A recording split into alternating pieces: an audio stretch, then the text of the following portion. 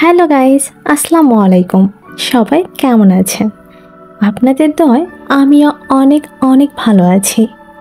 তো আজকে একটা নতুন ভিডিও নিয়ে আপনাদের সামনে হাজির হলাম। আমি ইশরাত জাহান।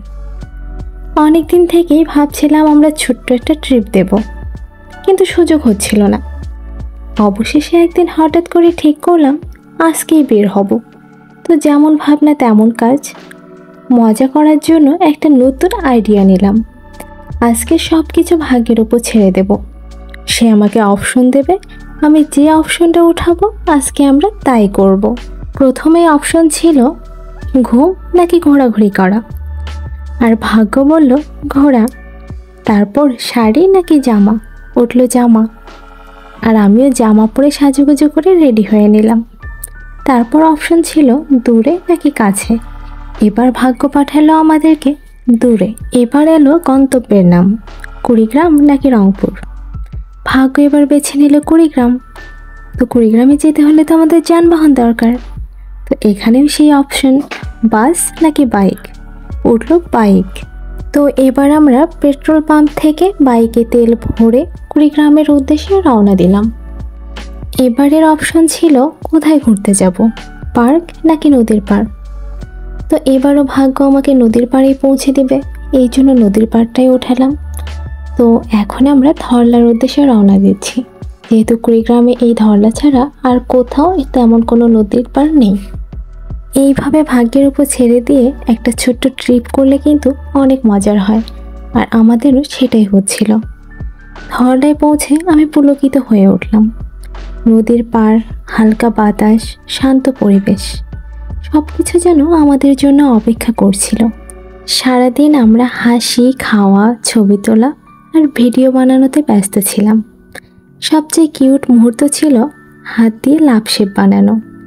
আমার বরকে বললাম চলো আমরা হাত দিয়ে লাভ শেপ বানাই। প্রথমে তো সে পারছিলই না, আমি সাহায্য করছিলাম, বারবার হাত দিয়ে ঠিক করে দিচ্ছিলাম। অনেকবার চেষ্টা করে অবশেষে হলো। আর এই পরিস্থিতিতে দুজনেই আমরা হেসে একাকার। আর এই মুহূর্তটাই হয়ে গেল আমাদের এই দিনের সবচেয়ে মধুর স্মৃতি। এই ছোট্ট মুহূর্তের ভিতরে লুকিয়ে ছিল অসংখ্য হাসি এবং ভালোবাসা। তারপর সে আবারও আমাকে দুটো অপশন দিল, ফুচকা নাকি ভাজা পোড়া। ভাগ্য আমাকে ভাজা পোড়া খাওয়াবে, কি আর আমিও সেই ভাজা পোড়া উঠালাম।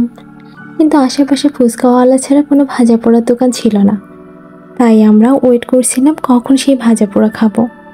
তারপর সেই কুড়িগ্রামের ধলার পাড় থেকে আমরা বেরিয়ে এলাম। মেইন রোডের আশেপাশে খুঁজলাম, বাট কোথাও পেলাম না। তো কি আর করার, ভাবলাম বাসায় ফেরার পথে রাস্তায় কোথাও পেলে সেটা কিনে খেয়ে ফেলবো। এখন আবার কিছু রোমান্টিক মুহূর্ত ক্যাপচার করছিলাম, কারণ এগুলোই স্মৃতির পাতায় রয়ে যাবে। যে কোনো ট্রিপ, ছোট হোক বা বড়, আনন্দের আসল ঠিকানা তো হলো মুহূর্তে। আর সেই মুহূর্তগুলোই হয়ে যায় জীবনের সবচেয়ে সুন্দর গল্প। হয়তো এই জায়গাটা আমরা ভুলে যাব, কিন্তু একে অপরের সাথে কাটানো এই মুহূর্তগুলো থেকে যাবে আমাদের হৃদয়ের পাতায় চিরদিন।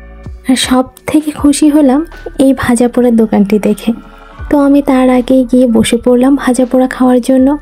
সে অর্ডার দিল, কিছুক্ষণের মধ্যেই সেই দোকানদার মামা সব কিছু রেডি করে আমাদের সামনে এনে দিল, আর আমরাও খাওয়া শুরু করে দিলাম।